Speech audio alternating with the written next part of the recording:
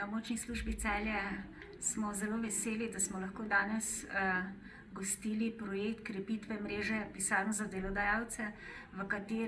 v okviru katerega smo izvedli srečanje z delodajalci, partnerji in pa izredno strokovnimi predavatelji, strokovnjakinjami, ki so nam pravzaprav podale eno osnovno izhodišče, da je človek v središču in da moramo vedno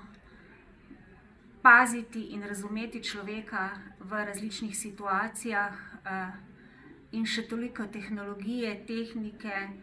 ni dovolj, če nimamo zadovoljnega, srečnega človeka.